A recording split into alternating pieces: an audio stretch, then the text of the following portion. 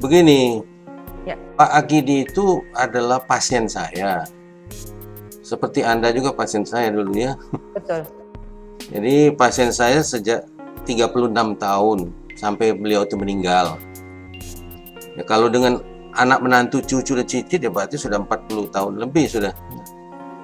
Nah, almarhum itu memang orangnya sesuai dengan namanya itu, saya bilang itu Akidi. Akidi itu artinya keyakinan.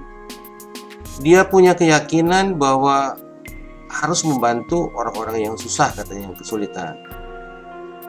Dan amanah itu selalu dipesankan kepada anak-anaknya, anak menantu, cucu. Kalau Anda mendapat penghasilan lebih, bagikanlah bagi masyarakat yang kurang mampu, katanya.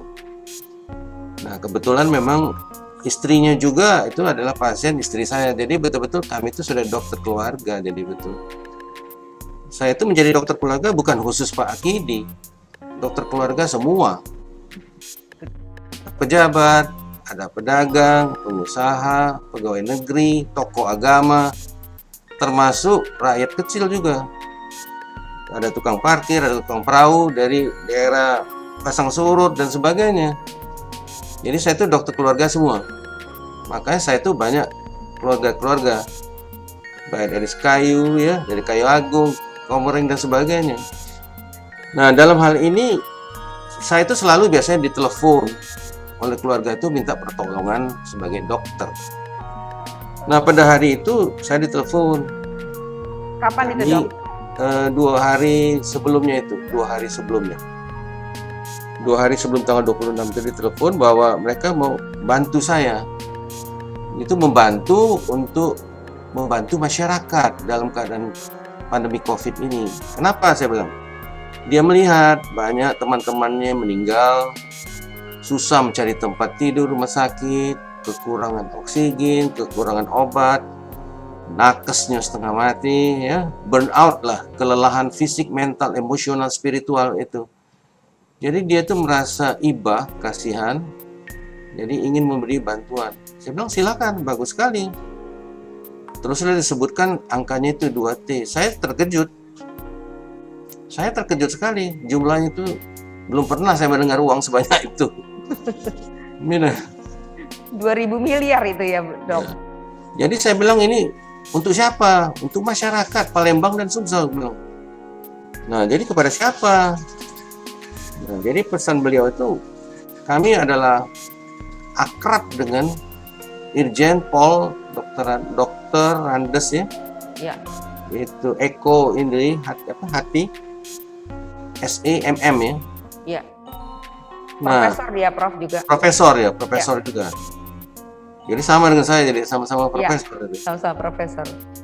Nah, kenapa saya bilang? Dia bilang keluarga ini sudah kenal dari Pak Akidi itu, kenal dengan Prof. Dr. Eko itu, baik secara pribadi sampai orang tua juga sama-sama kenal. Nah, kemudian juga anaknya yang paling tua itu di Aceh Timur, di Langsa itu punya pabrik di sana. Juga kenal baik dengan Pak Prof. Eko ini, karena Prof. Eko ini pernah bertugas di sana waktu itu, pada sebagai kepala Bareskrim mungkin saya kira itu. Perwira pertama kalau semalam saya telepon. Oh, perwira pertama ya, mungkin Ya. juga. Saya tidak Ya. jelas itu. Ya. Jadi, oh begitu saya bilang. Ya nanti saya sampaikan itu amanah dengan mereka keluarga itu. Jadi saya sampaikan dengan Prof. Eko, ya terkejut juga dengan jumlah fantastis ini. Dan kita juga merasa bahwa sekarang ini kita butuh bantuan itu kan dalam pandemi COVID. Ya kebetulan memang saya juga di BPRS, Badan Pengawas Rumah Sakit Sumsel, anggotanya, kemudian di Satgas COVID, di tim ahli di provinsi. Jadi cocoklah saya bilang masa ini kalau kamu membantu. Itulah kira-kira sebabnya.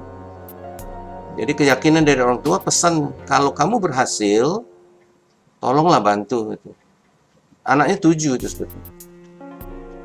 Yang menelpon Prof. Hardis ya yang mana? Yang kecil, yang wanita. Oh, yang kecil itu yang tinggal di Palembang ya, Prof? Iya, ya. Yang tinggal di Palembang. Oke. Kemudian Prof, apalagi yang mau Anda ceritakan sebelum saya tanya? Memang saya lihat keluarga ini sebelum ini mereka sudah mulai bantu. Saya lihat mereka itu memberikan makanan-makanan support kepada isoman mandiri ini kan, baik di rumah-rumah saya lihat tuh. Nah sebelum itu saya tahu juga mereka ini sering membantu di panti jompo, beberapa panti jompo. Kebetulan salah satunya pernah ada saya menjadi ketua Yayasan Panti Jompo. Jadi memang sudah biasa kerja sosial kalau kelihatannya itu. Gitu.